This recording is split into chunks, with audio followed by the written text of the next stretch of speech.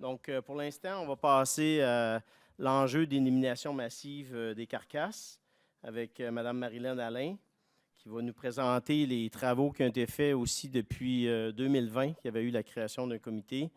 Et donc, nous faire un topo là, où est-ce qu'on en est sur cet enjeu-là. Donc, Marilyn est titulaire d'un baccalauréat en biochimie et d'une maîtrise en biologie moléculaire de l'Université du Québec à Montréal. Elle a débuté sa carrière dans l'industrie pharmaceutique. Depuis son entrée en fonction à titre de conseillère en biosécurité au MAPAC en 2020, elle est impliquée dans les travaux de préparation à l'élimination massive d'animaux en cas de mesure d'urgence en santé animale. Alors, accueillons Marilyn.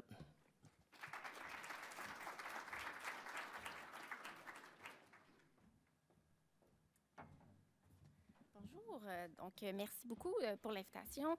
Ça va me faire plaisir, comme mentionné, de vous présenter les travaux qui ont été effectués dans les dernières années là, pour la préparation au volet élimination en cas de mesure d'urgence en santé animale. Avant de débuter, je pense que j'ai le bon bouton là. Avant de débuter, je vais vous présenter l'encadrement qui est actuellement en vigueur là, pour l'élimination des mortalités courantes là, pour le réseau porcin. C'est des modes d'élimination qui sont prévus au règlement sur les aliments de la loi sur les produits alimentaires. Donc, pour le réseau porcin, c'est possible d'incinérer les mortalités. C'est possible de les faire récupérer par des détenteurs de permis d'équarrissage ou de compostage. Et c'est également possible de faire l'enfouissement sur son exploitation agricole. Ici, il y a un petit bémol quand même. Là, il y a quand même certaines restrictions, là, des distances séparatrices à respecter. Et j'ajouterais que le MAPAC a également créé un guide qui s'appelle le guide de la gestion des animaux morts à la ferme.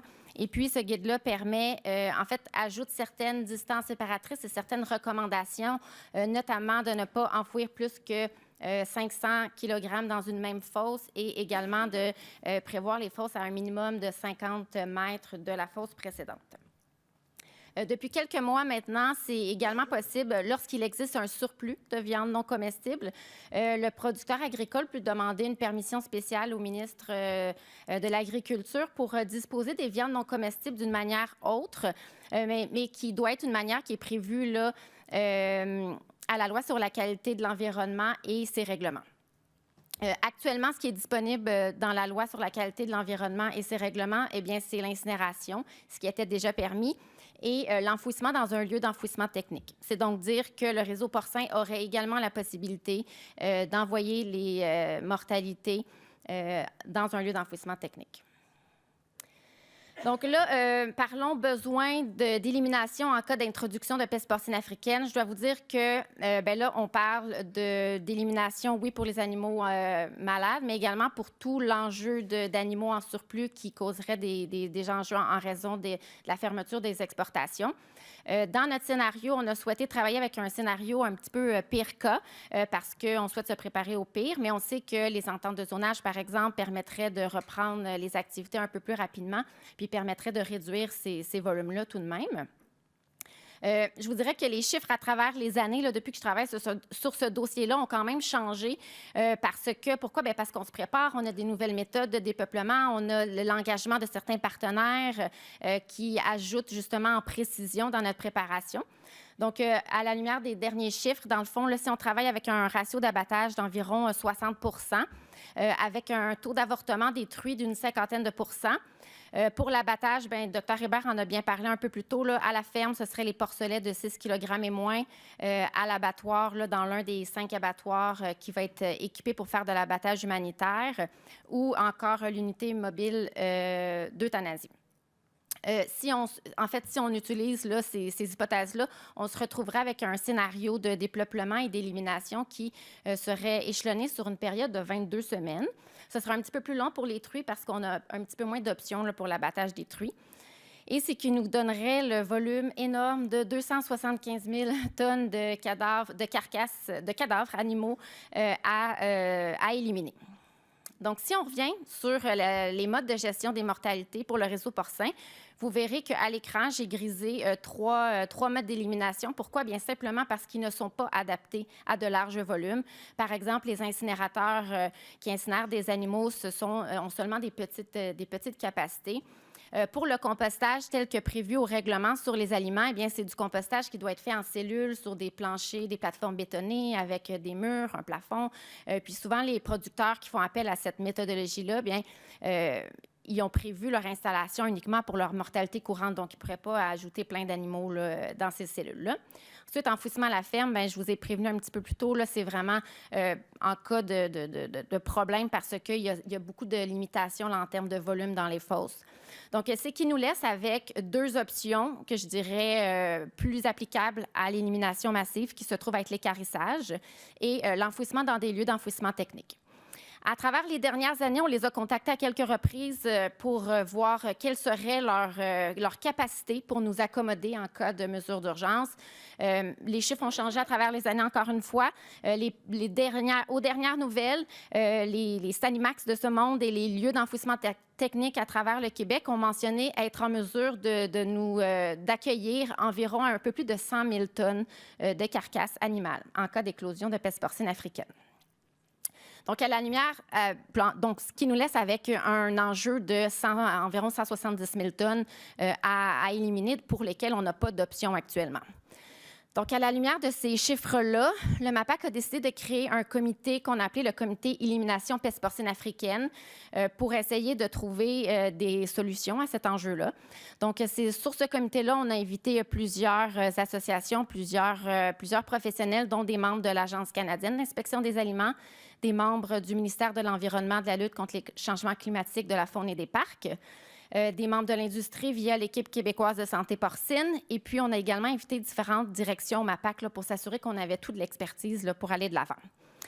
L'un des actions de ce comité-là a été de faire une recherche littéraire pour voir qu'est-ce qu'ils faisaient ailleurs, qu'est-ce que les Américains faisaient dans ces situations-là. Et puis, le volet compostage en andin extérieur a attiré notre attention. Pourquoi? Bien, parce que ça permet une revalorisation de la matière plutôt que de simplement l'enfouir dans un lieu d'enfouissement technique. Et j'ajouterais que l'Agence canadienne d'inspection des aliments a déjà une certaine expertise là-dedans parce que c'est des modes qui sont utilisés en cas de mesures d'urgence en santé animale déjà. Cependant, ce qu'on voyait dans la littérature, bien, c'était pas en mesure de répondre à la totalité de nos questions, entre autres les questions de contamination environnementale, qui étaient une question majeure pour nous et pour l'environnement. Donc, ce qu'on a décidé de faire, ça a été de faire un projet pilote de compostage en andin extérieur. C'est un projet qui a été financé à 100% par le MAPAC. Et puis, tous les participants du comité ont été en mesure de mentionner leurs interrogations et leurs inquiétudes de manière à ce qu'on puisse prendre toutes les mesures nécessaires et toutes les données requises pour pouvoir prendre une décision éclairée sur le sujet. Donc, l'Agence canadienne d'inspection des aliments est intéressée par la prise de température dans les andins pour vérifier si éventuellement le virus de la peste porcine africaine serait détruit dans ce type de disposition-là. Le ministère de l'Environnement était inquiet de tous les contaminants environnementaux, donc que ce soit de la contamination de l'air, la production de lixivia ou la production d'odeurs. L'équipe québécoise de santé porcine était intéressée par l'opérationnalisation de tout ça parce que c'est quand même un gros projet et puis également des coûts.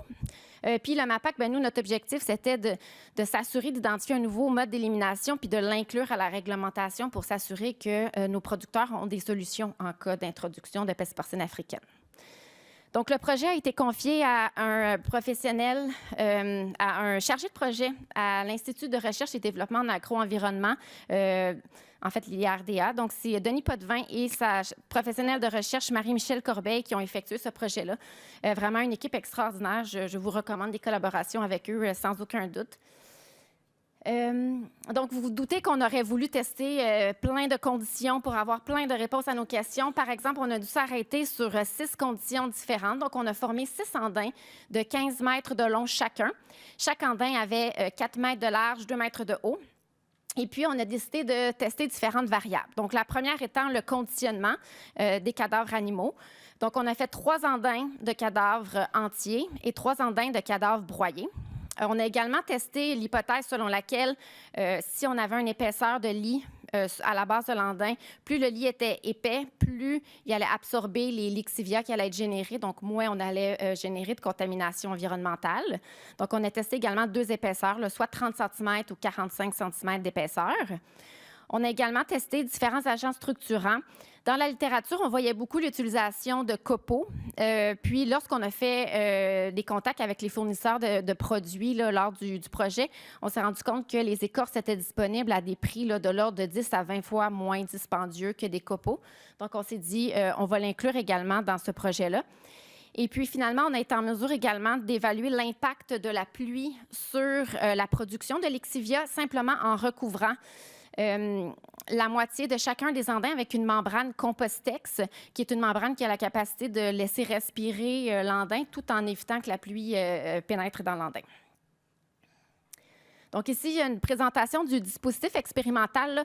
En gros, étant donné que c'était un projet de recherche, on a vraiment évité toute contamination environnementale. Donc, il y avait vraiment une grande membrane de plastique là, à la base de chaque andin pour récupérer tous les lexivia qui étaient générés. Et puis, on a également pu récolter les lexivia de chaque condition en installant des lysimètres qui sont placés, là, on les voit, c'est comme les petits ronds gris foncés là, à différents endroits dans les andins pour être en mesure de récupérer le lexivia spécifique à cette condition-là, le mesurer et le caractériser en laboratoire. À droite, vous avez une image d'un andin là, vu de côté avec la membrane de Compostex sur le côté. Donc, pour les andins de cadavres broyés, on a utilisé, à gauche, vous voyez une vue perpendiculaire, en fait, une tranche d'un andin. Donc, on a une base de lithiure. Donc, soit on a mis 30 cm ou 45 cm. Ensuite, on a mis la recette qui a été préparée par le broyeur. Donc, on a utilisé un broyeur de type Vermeer qu'on voit en jaune ici. L'objectif était d'alimenter le broyeur avec 2 parts de matière carbonée d'un côté et 1 part de cochon de l'autre côté. Et puis, une fois que le mélange a été effectué, ce mélange-là a été récupéré pour aller le disposer dans les andins pour former les andins. Ensuite, les andins ont été recouverts d'un biofiltre de 30 cm d'écorce pour limiter les odeurs. C'est également à cette étape-là qu'on a fait appel à la docteure Caroline Duchesne de l'Université Laval pour faire la mesure des bioaérosols pendant les activités de broyage.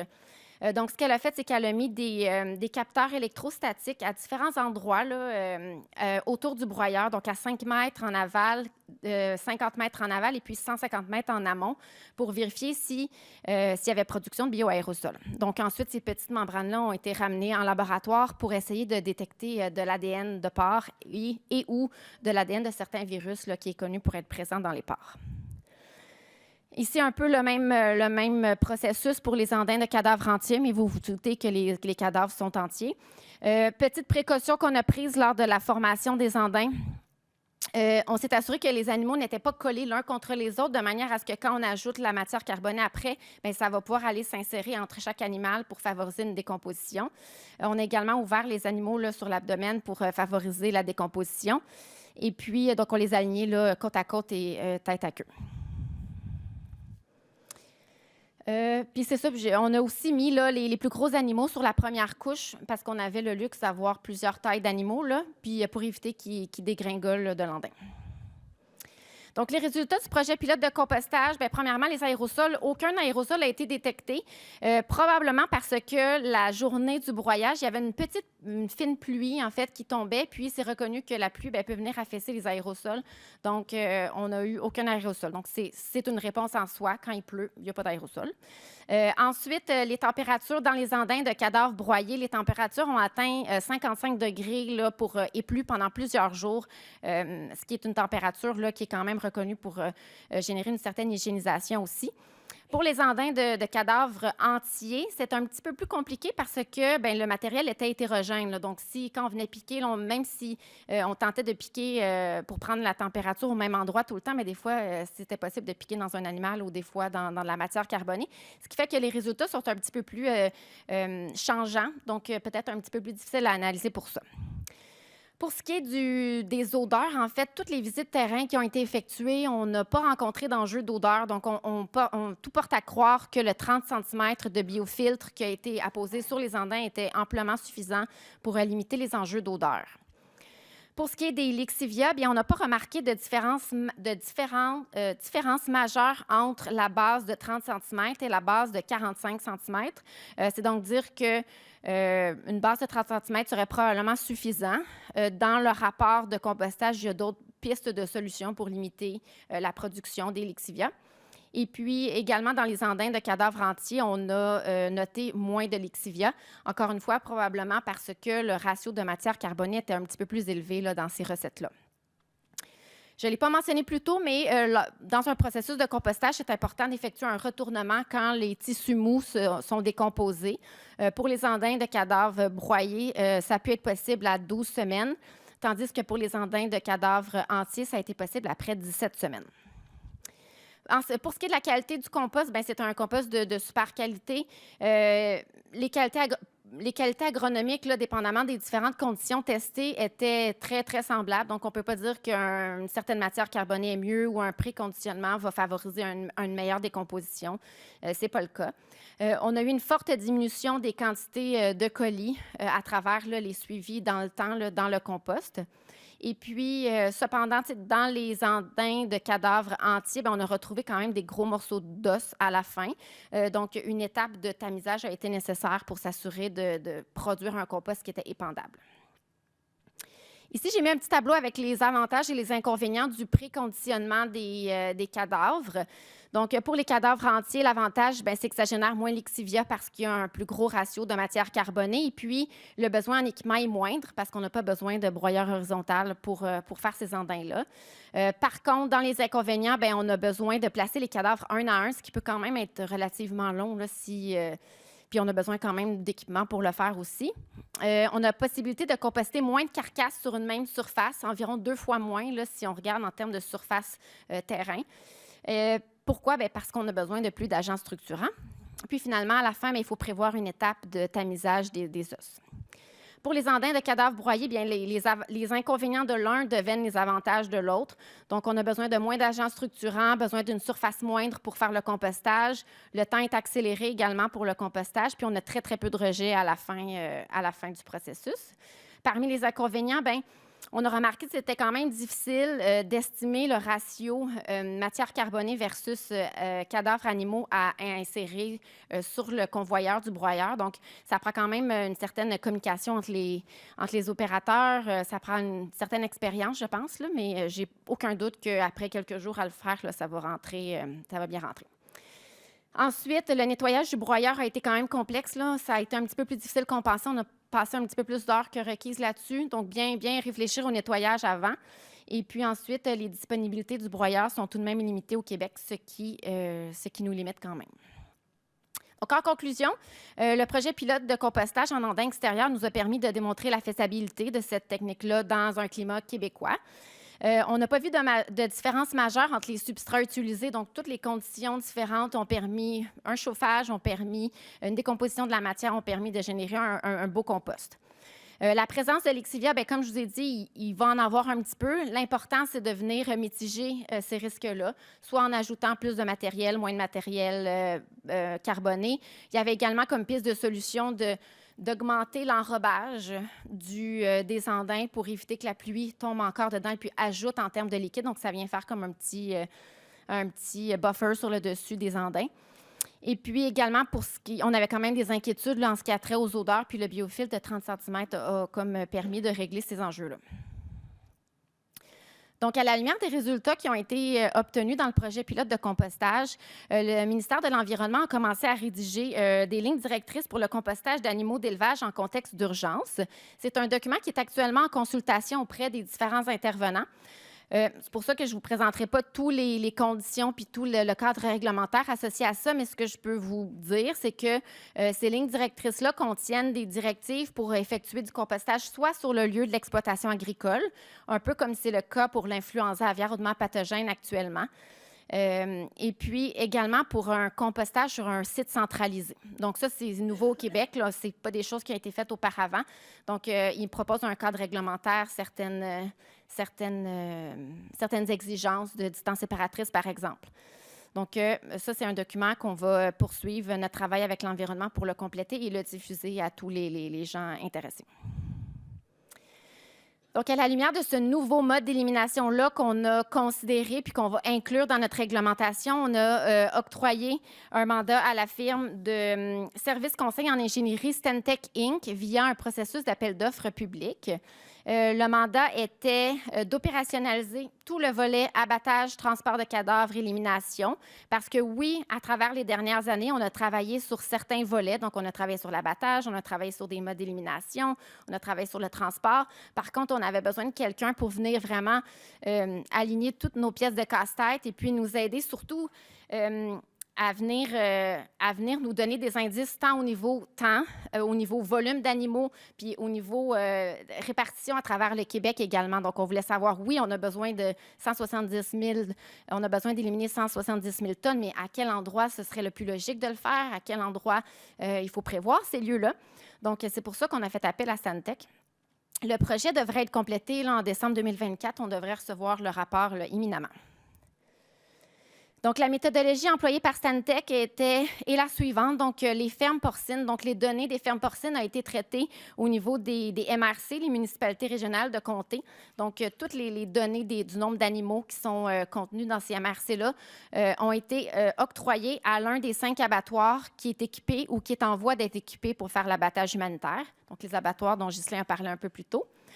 Pour ce qui est du transport des animaux vivants, ça n'a pas été inclus dans le plan, simplement parce que je pense que le système actuellement de transport d'animaux vivants va bien, puis on n'a pas d'enjeu à ce niveau-là. Ensuite, on leur a demandé de travailler sur le volet de transport des carcasses. On avait déjà fait des travaux un peu avec l'Association nationale des camionneurs artisans, l'ANCAE.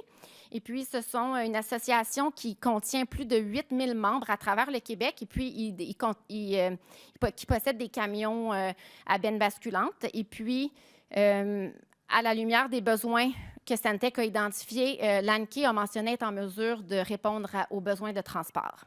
Finalement, pour le volet élimination, on leur a demandé de travailler avec les solutions clés en main, donc l'équarrissage et l'enfouissement en lieu d'enfouissement technique, et également de trouver des lieux d'élimination centralisés là, dans un rayon de 50 km autour des abattoirs qui vont être utilisés pour faire l'abattage humanitaire.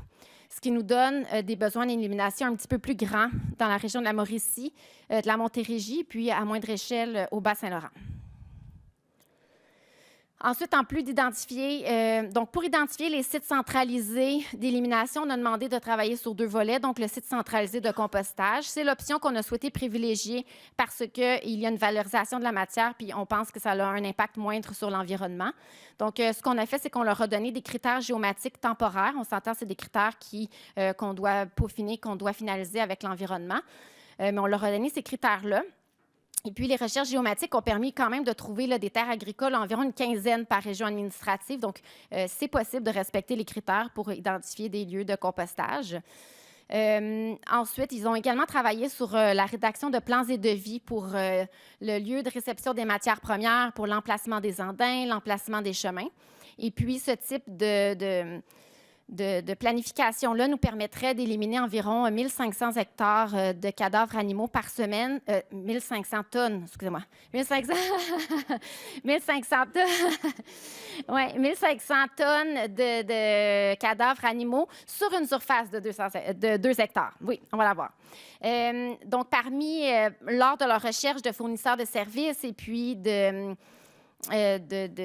d'opérationnalisation de tout ça, Stantec a identifié 2 facteurs limitants. Le premier étant la disponibilité des broyeurs horizontaux au Québec et puis le deuxième étant la disponibilité des agents structurants.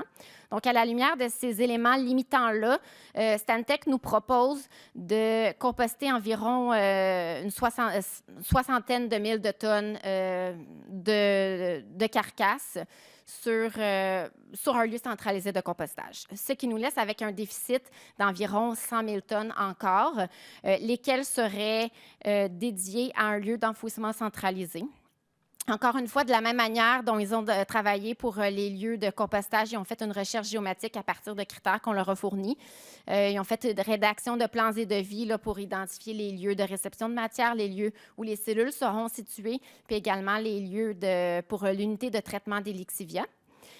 Encore une fois, les éléments limitants ont été identifiés. Cette fois-ci, c'était le traitement des lixivia parce que enfouir des carcasses génère quand même des gros volumes de lixivia qui sont des volumes qui sont des lixivia qui sont relativement chargés également. Donc, pour les traiter, on aurait besoin d'installations énormes qui coûteraient vraiment extrêmement cher, puis qui seraient utilisées sur une courte période de temps dans la mesure où les premières années sont les plus critiques. Et puis également, l'identification d'un lieu est également un enjeu parce qu'on n'a pas trouvé de terre publique pour ça. Donc, ce sont des terres privées. Donc, après de commencer à négocier avec un particulier de faire une fosse sur son terrain pour enfouir des animaux, puis le condamner pour des dizaines et des dizaines d'années, c'est peut-être un petit peu plus complexe. Donc, en conclusion, les travaux dans les dernières années nous ont permis d'identifier une nouvelle méthode d'élimination massive de disponible qui est le compostage en andin extérieur. La rédaction du plan opérationnel par Stantec a permis de quantifier les besoins, mais vraiment au point de vue des régions au Québec pour nous aider à spécifier nos recherches. On a également identifié des lieux supplémentaires qui vont respecter les critères géomatiques. Et puis, ils ont rédigé des plans et devis pour les lieux d'élimination centralisés, que ce soit le compostage ou l'enfouissement. Et puis, les prochaines étapes de mise en œuvre du plan seront précisées également dans le plan. Donc, prochaines étapes, super important, analyse du plan opérationnel par Stantec. On devrait le recevoir bientôt. On va analyser ce plan-là. Puis, l'objectif, c'est de travailler sur les éléments limitants. On a identifié que le compostage est souhaitable. Donc, est-ce qu'on est capable de travailler sur ces éléments limitants-là qui nous empêchent de composter une plus grande quantité de cadavres animaux? Donc, si oui, est-ce qu'on peut chercher des nouveaux fournisseurs de produits carbonés, des choses comme ça? Ensuite, on va finaliser avec l'environnement les lignes directrices pour le compostage d'animaux d'élevage en contexte d'urgence. Et puis, dernier point que je trouve qui est quand même un point important, c'est que si on veut vraiment valoriser le compostage comme mode de valorisation des cadavres animaux, ça va être important de sensibiliser les agronomes puis de les inclure dans notre préparation parce que si on veut faire ça, les producteurs devront obtenir un soutien agronomique à la fois pour la création de leur andin, pour le suivi, pour le retournement, pour la valorisation du compost au final. Et puis, on a besoin de l'expertise des agronomes pour nous accompagner dans le type d'accompagnement qui est requis, le type de suivi qu'on devrait faire avec les producteurs pour la suite. Donc, voilà.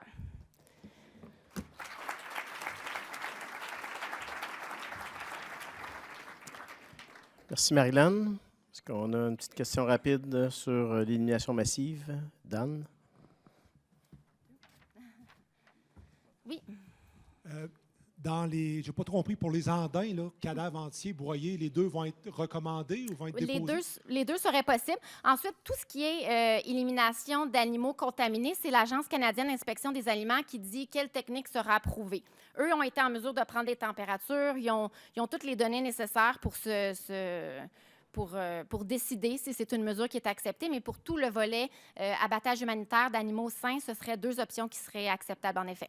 Puis ma question sur les carcasses entières, vous avez fait un beau layout des carcasses, vous avez mis ça séparé, les grosses en dessous, les petites par-dessus. Ouais. Dans la réalité, ça ne sera pas ça? Est-ce qu'on doit se plier à la méthode que vous avez eue par part? Parce que la réalité, c'est qu'ils vont être empilés par-dessus l'autre avec une pelle mécanique. C'est une bonne question. C'est sûr que c'est préférable de les empiler. Moi, je le vois vraiment plus comme les cadavres entiers. Un producteur pourrait faire ça sur son lieu d'élevage. Tu n'as pas besoin de tant de machinerie que ça. Souvent, c'est la machinerie qui est disponible sur le lieu d'élevage également. Donc, moi, je les vois comme possiblement un plus petit volume, donc un élevage qui déciderait de composter ses cadavres entiers sur son lieu d'élevage. Tandis que tout ce qui est broyage, bien là, c'est quand même du trouble à aller chercher un broyeur. Fait que nous, on le voyait vraiment plus comme un lieu centralisé. On est capable d'en composter plus sur une même surface. Puis, mais oui, idéalement, ce serait, si on veut une décomposition adéquate, ce serait de suivre ce protocole-là. Si ce n'est pas le cas, c'est sûr qu'on peut, comme dirait Denis Potvin là, de l'IRDA, il dit c'est pas une navette spatiale. Là, je dirais, il y a quand même des protocoles qu'on peut suivre, mais je n'étais pas là-dedans, puis je comprends le processus. Fait que je pense que c'est à la portée de tous. Mais c'est de peut-être faire des retournements supplémentaires pour revenir réactiver la puis pendant les retournements, de venir réenrober après. Il y a plusieurs options là, pour s'assurer que ce soit fait comme il faut, je pense. Oui, merci pour la présentation. Je pense que tu l'as fait, mais cette technique-là de compostage en andin, ça serait accessible aussi aux producteurs? Il faut un site qui est supervisé par, je ne sais pas qui, là, parce que dans les derniers commentaires, tu suggères que ça serait accessible aux producteurs aussi. Et dans quelles conditions? Bien là, on est en mesure d'urgence. Donc là, ce serait pas quelque chose de disponible là, pour les mortalités courantes. Ce serait vraiment quelque chose de disponible pour les mesures d'urgence. Ensuite, de quelle manière on va encadrer chacun des producteurs pour le faire? C'est un peu pour ça que j'ai dit qu'on doit impliquer les agronomes parce que l'environnement, je pense qu'ils seront prêts à rendre disponible cette option-là. Cependant, on doit s'assurer que le suivi est adéquat. Donc, est-ce qu'il va y avoir des suivis agronomiques? Est-ce qu'il y a des exigences de suivi agronomique? Est-ce qu'il va falloir que quelqu'un se déplace à plusieurs reprises sur un lieu d'élevage pour s'assurer que c'est bien fait? Peut-être. C'est le genre de détail qui va être inclus dans les lignes directrices dont j'ai parlé un peu plus tôt. Mais ce serait souhaitable, assurément. Là, comme Caroline l'a dit, on ne veut pas faire une catastrophe environnementale non plus. Là, on veut s'assurer que ce soit bien fait et que tout le monde soit à la satisfaction de tous. Présentation, avez-vous regardé ou évalué les broyeurs verticaux qui sont utilisés quand même et qui sont beaucoup moins dispendieux et faciles à opérer comparé à des broyeurs horizontaux? C'est une bonne question. On avait un projet pilote. Fait que là, il a fallu tester une chose, mais c'est une excellente question. Je pense que peut-être les capacités sont moindres un peu ou peut-être la vitesse de broyage est un petit peu moindre. Ça pourrait être une excellente option pour un producteur agricole qui veut le faire chez lui. Puis, ça fait partie des choses qui sont possibles. On n'a pas vraiment de requis de broyage, là. Donc, oui, on veut que la chair soit broyée, mais l'objectif, c'est de ne pas briser le broyeur puis de s'assurer que les carcasses soient en petits morceaux après. Là. Fait que ce serait une option si on est capable de voir comment ça fonctionne. Là. Je vois pas d'enjeu juste l'expérience avec ça. personnelle, on en utilisait un dans les opérations que j'étais aux États-Unis où c'était un 30 000 truies naisseur-finisseur avec un seul broyeur qui coûte autour de 40 000 Ça allait Et bien. au niveau de l'opération ou de la dégradation des carcasses, ça faisait des morceaux à peu près ça de gros. OK. Autour de 7 à 8 semaines, on avait une décomposition comparable. Bien, super intéressant. On voit, c'est ça. Là, je pense qu'on a fait l'extrême. On a fait entier, puis broyé en petits morceaux, mais tout ce qui se trouve entre, j'ai l'impression que ce serait des options qui seraient disponibles également. Là. Fait que merci pour la proposition. Je note.